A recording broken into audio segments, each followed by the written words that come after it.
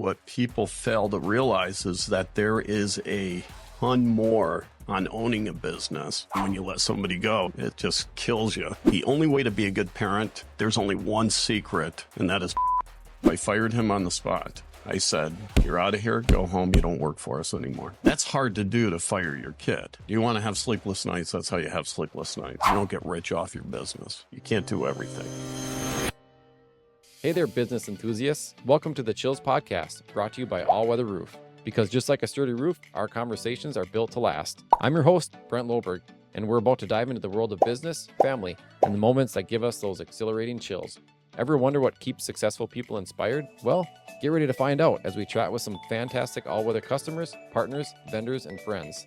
We'll explore their triumphs, challenges, and maybe even some unexpected secrets. After all, business is not just about numbers. It's about the people behind them. So grab your metaphorical popcorn and join us on this journey. Get ready to be inspired, maybe even get a few chills of your own. This is the Chills Podcast. Let the goosebumps begin. Introduce yourself and name your company. My name is Dan Nickel. I started TechMate in January of 2015 with my brother, Andrew. He moved up from New York. He was living outside of the city. And after I got out of service, I was stumbling a little bit trying to find something. So what I did is I started college at 24 and did a 4-year degree in 3 years through the SUNY system, New York. So it was basically called SUNY IT at the time. Now it's called SUNY Polytech. I got a degree in computer science. I was one of the first computer science classes that went through the institution and got my first job before I even graduated. I never even went to graduation. I actually started work that Monday with AT&T. Really? Yep. So I started as a coder. I was a code monkey for 23 years. Oh, wow. Yep. That's what they call just writing code. Okay. And at one time I loved it. Sure. But then I started getting burned out. You start doing the same things day in, day out. You start struggling, trying to find that energy to be able to do your job. And once that happens, you have to change course. Mm-hmm. When you can't find the energy to go to work and you have to push yourself to go to work, that's when you change the dynamic. That's when I started TechMate. Got it. Yep. At the time, no direction or anything. So I said, hey, come on up. Let's start this business. So we started a business. We started in St. Michael, opened a store, just got a little space there, opened the store. The space is still going, after 9 years. And basically we just started, him, myself, and my wife, and started working tech services, repairing things.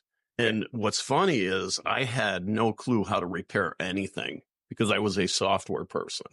So I knew how to write code. I knew dynamics of databases and objects and all that stuff. But if you showed me a motherboard at the time, I would have been like, what's that? But he knew how to repair it. Okay. So basically we opened up and just started repairing things. Phones. I was the first one to do an iPhone 4, a screen replacement.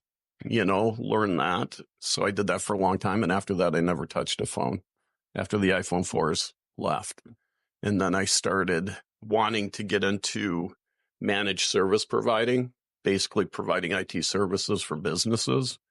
So basically what I did is bought a little business in Osseo that was doing MSP because it's hard to get into the MSP world without buying into it. Because then you have an instant customer base, you have instant value. Mm-hmm. So basically I bought into the business, got in the MSP world and haven't looked back. And what is MSP? MSP is managed service providing. So it's basically like companies, they don't find a reason to get full-time IT staff. So MSPs become that IT staff. They manage email, manage websites. They manage servers, they manage networks, they put in cameras, they put in Wi-Fi. They do all sorts of things that the business itself either isn't going to allocate resources providing a full-time IT person, so they outsource it. So basically, that's what we do. What would you say your bread and butter, like what's your core of what you guys do? We do a little bit of everything. The core, mainly a lot of servers, and a lot of backup systems for customer data. That's pretty much our core. But we do cameras. We put in a ton of cameras. We put in a ton of Wi-Fi points, so you have mesh Wi-Fi throughout your building. We deal with a lot of, believe it or not, trades. So it's all CNC, it's construction, it's manufacturers. 90% of our business comes from that arena. And then the other 10% is probably like law firms, dentists, sort of the white collar side of things. Is that what you consider like your perfect customer then? Our perfect customer is trades. Okay. It's manufacturing, it's CNC, it's shops that build things. That's our favorite customer to work with because they are the most down to earth, easy. You just don't, am I allowed to say this, piss them off? Sure. As long as you're honest and straightforward, they will do business with you all day. And that's what we do. Okay. How many locations do you have? Right now we have 3. We had 4. We had a location in Monticello that I didn't like, so our lease came up. So I thought that I'd jump on another location, but unfortunately it's kind of a owner's market right now. So property owners dictate tougher terms than they have in the past. So I haven't found a spot that I like right now. Any funny stories that you've had over the years in the business or since starting your business? Oh, I could tell you a million from the times we go out, and we deal with a lot of older customers. So we'll go out to a site. They'll be, hey, my PC's not working. Can you come out and find out what it is? And a lot of time we go out and we just have to plug it in. Okay. And then hit the power button. Those are funny moments. We have moments where a guy, this is kind of a weird story, but his computer loaded with porn. He comes in, wants it fixed because it's popping up all these ads and stuff like that. So, we don't judge. We did a wellness, and he proceeded to sit out in our parking lot for 15 minutes attached to our Wi-Fi. Well, it was crazy. We were wondering, should we call the cops? Should we not call the cops? That was a little freak. But the guy didn't care. That was his thing. So. Had to go about his business, huh? Yeah. There's a million funny little stories for customers. So you moved from Vermont to Minnesota. I did back in 98. Yep. You have a family here now. I do. 3 kids. Yep. I lived in St. Michael, probably 24 years. And I moved to Osseo, raised 3 kids in St. Michael, 2 boys and a girl. Okay. My son actually works for me. He runs the stores. Oh, nice. Yep. My daughter is going to St. Thomas. And my other son will be working for us soon. Okay. Yeah. Once we get the new location that we're moving into in St. Michael. Awesome. Yeah. How many employees do you guys have? I think right now it's 12. Okay. Yeah. So we're just a little business. It's a little family-owned business. My brother, myself, my wife, my son, and then soon to be my other son. And then we have about 7 other employees, 7 or 8, 5 that are full-time, salaried. And then we have probably 3 or 4 part-timers. Okay. Yeah. Very cool. Any tidbit of information you can give to like an up and coming entrepreneur or wanting to start their own business, or just advice for business owners? Yeah, here's the advice I have is when you start a business in your head, you think this whole thing is going to go great. Essentially, you start your business, you can do the work. But what people fail to realize is that there is a ton more on owning a business, because suddenly you're looking at insurance. And you're looking at, unemployment insurance. You're looking at taxes that are different. Suddenly you can't do your own taxes. You have to pay an accountant $1,500 or whatever it is to do your taxes every year. So you never take that into account. You never take into account workman's comp. And workman's comp can be pretty expensive, depending on what business you're in. There's a ton of things from a business side. We all know how to do the work. If you start a business, you know what you're doing. Let's say you're a contractor or a construction person. You can build that house. You know how to pound those nails. But what you soon learn is that you have a million other things that you're responsible for, including families. I mean, you have employees, you have families that you're taking care of. You have families you have to pay every 2 weeks or whatever your pay schedule is. So it's an eye opener. Sure. It's interesting.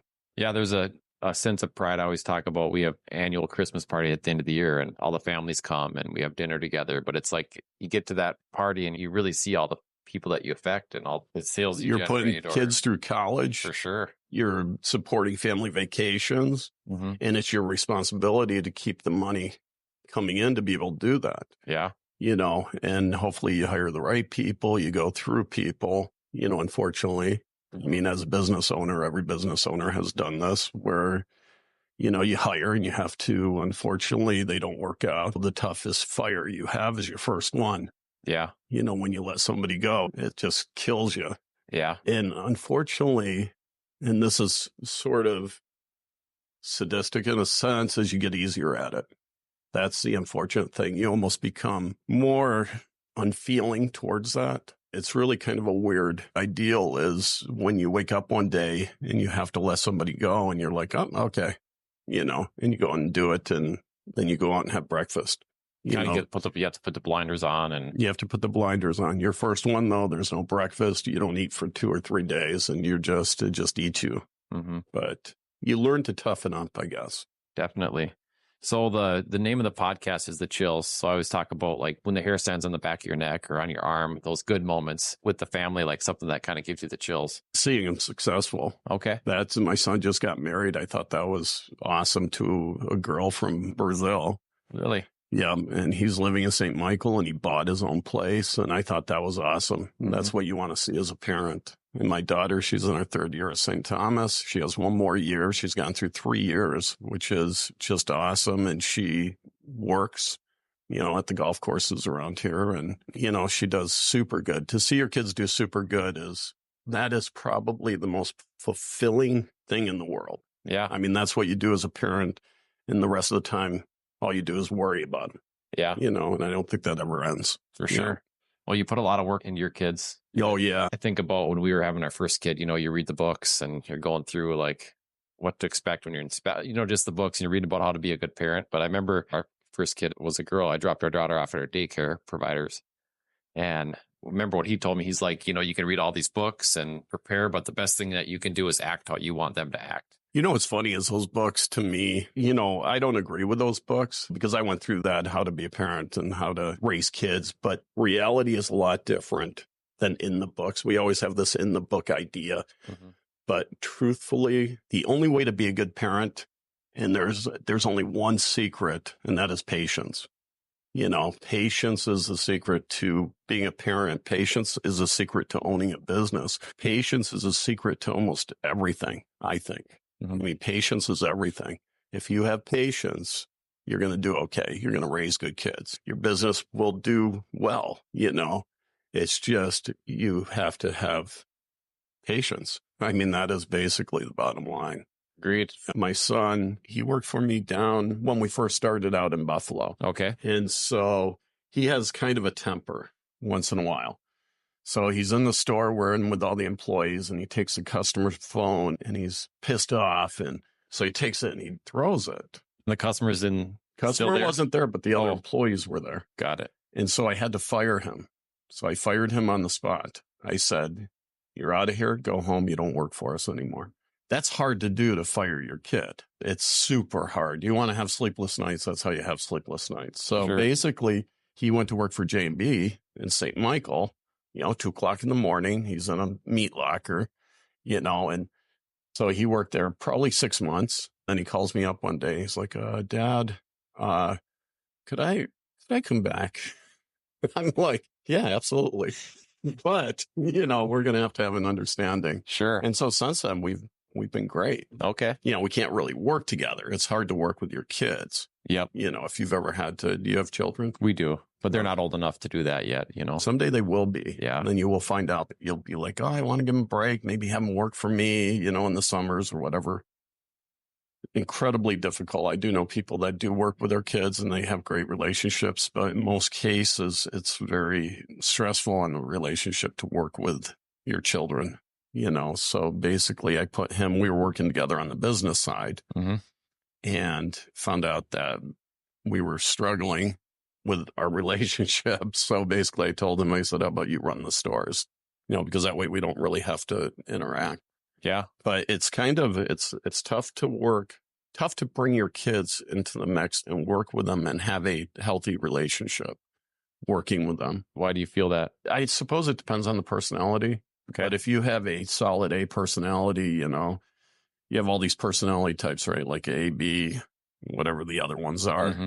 But if you have 2 A's and, your child comes from your DNA, Yeah. So he's going to be similar. That's where the dynamic gets hard. Got it. So I found that I had to fire Yeah. him, which was horrible. So did you fire him to kind of set the tone for the rest of the employees? That is correct. Yep, I had to. I didn't have a choice because they were there. Okay. If I allowed him to do that, it would be like, oh, this kid's privileged, or it's nepotism. And basically he doesn't follow the same rules as we follow. And so you have to set precedent sometime and just say, hey, it doesn't matter who the person is. You still need to follow the dynamic. If you go out of that, you won't have a job. How did you handle the rehire then with the employees? Well, most of our employees, it was 6 months down the road. So, Okay. And we still have like Mike, the guy that you saw, he's worked for us. He was our second hire. The guy that answered the phone in the commercial? Sure. Second or third hire, and he still works for us. He runs St. Michael, the St. Michael store. He's the manager there. He's worked for us for 8 years. He really knows his stuff. The management portion, we're still teaching him. But, your employees, you find a dedicated employee because it is about respect from both parties.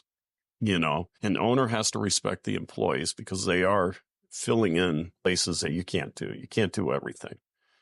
And employees need to respect also the management team, so there has to be loyalty to both. So you need to be loyal to your employees, which we are. And our employees need to be loyal to us. And as soon as that ends, then the relationship is severed. I like the second chance with your son because sometimes it takes something drastic to get somebody to open their eyes like, hey, I can't be blowing up at work like that. That is correct. So it probably was a good learning experience for you, your son, and the employees. It was definitely for my son, which was more important. It's important to have the employee dynamic, but obviously your kids are your kids. So you want them to learn something from it. And I think he did, haven't had a problem since. Does that come from you or your wife? Like when he blew up or like through or the... Oh, that comes from her. Does it? Yeah. That comes from my ex-wife. Does it? Okay. Yeah, because I'm remarried. We got separated. My daughter was probably 1, when we separated, but I still raised them. Yeah. They lived at the house, kept the house. That's where they grew up. They played sports, baseball. My daughter, volleyball, basketball, soccer. I coached soccer for a while. Yeah. It's funny because like we have our middle child is a boy, and the personality traits that your wife kind of tells you have, you kind of blind to it. But then as like our son's getting older, you're like, holy shit, that's me, and maybe I am that way. That's where you're like, okay, maybe I need to start working on a couple things. Yeah, exactly. Yeah. Back to those chills moments. How about within the business? What's that feel good? We talked about having to let people go, but what are those moments that make you feel really good about owning a business or running a business? For me, it's completing projects. It's when you have a customer that's down and out, things aren't working, everything's falling apart, and being able to go in and fix it. And we've had many successes like that. Or being able to go in and set them on a path for growth from an IT perspective. Those are the things that make me feel good. I also still code, and coding is one of those things that when you get something to work, coding is writing a book. Basically, you're writing some. And when you see that completed and you see people using it, that to me is one of the feel-good success moments that I can do. We all say it's about money, but most business owners, you don't get rich off your business. Your business sustains you, hopefully. And as long as it sustains you, it's successful. You don't have to be a billionaire. Yeah. You just have to have it sustain you, have it sustain your employees. And if it does that, it's a successful business. Yeah. You get rich off of your experiences and the people you meet, the people you can influence, and the friends you make along the way. You do. You meet a lot of people. And for me, because we work with so many businesses, I meet a lot of business owners and a lot of great people. And to be a business owner, you have to have, I'm going to try to put this in nice, but sort of balls, because you are. We're on this podcast. Okay. I wasn't sure, but you have to have balls, and, you have to be able to do things that are out of your comfort level. And if you can do that, then, you'll probably do okay. Yeah. You want to keep that under control a little bit. For sure. But yeah, We always talk about being nimble. You have to be able to pivot when things aren't going well, and you got to be able to take risks and grow balls and all that stuff. Yeah. It's you got to take risk. That's for sure. for sure. So bonus question.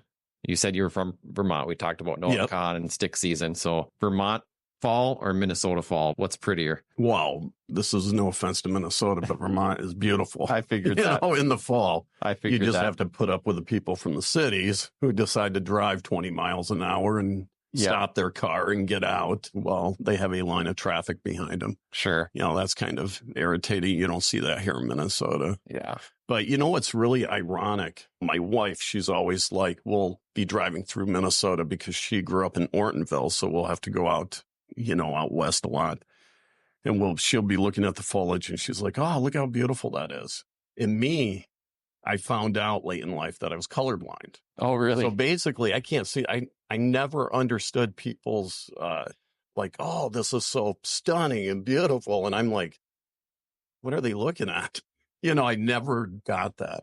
Sure. So even growing up in Vermont, I never got that. Okay.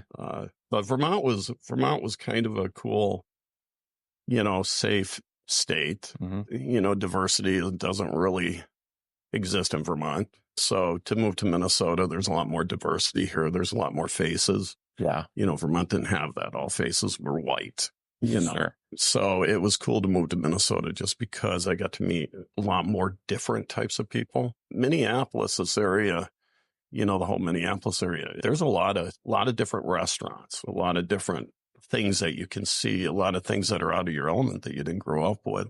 That's what's cool. And that's why I like Minnesota. Mm-hmm. I think Minnesota is the best state to raise kids. Agreed. If you asked me Vermont or Minnesota raising kids, I would have said Minnesota. But Agreed.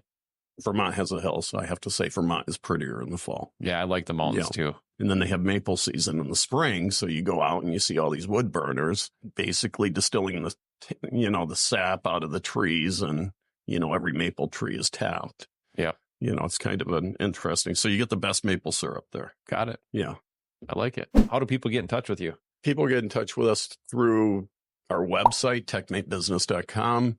And also through email, business@techmatemn.com, or they can just give us a call. Well, thanks for coming in today. Yeah, this was fun. This was fun. I really appreciate it. Yeah. And that's a wrap, folks. A huge thank you to our incredible guests and, of course, All Weather Roof for making this podcast possible. If you enjoyed these conversations as much as we did, don't forget to hit subscribe and share the chills with your fellow business aficionados. Remember, it's not just about business, it's personal, and it's all about the people. Stay inspired, chase those dreams, and let the chills guide you. Till next time, this is Brent, signing off from the Chills Podcast. Catch you on the flip side.